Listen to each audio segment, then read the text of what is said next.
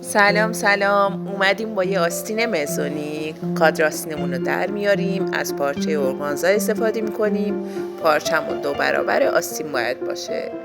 قریف پارچه رو از تاج آستین میذاریم.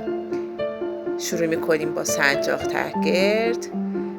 با بستای نامتقارن آستین رو پر میکنیم. آستین رو برش میگردونیم و با نخ و سوزن جاهای سنجاق رو تثبیت میکنیم.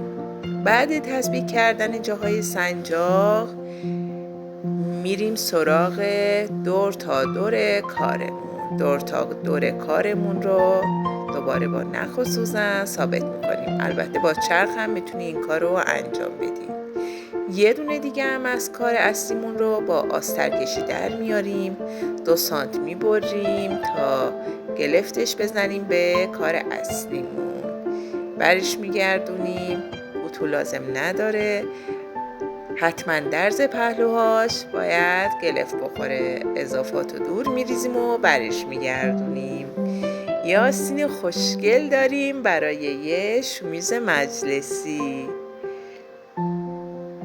فکر میکردی این همه آسون باشه؟ دوستتون دارم.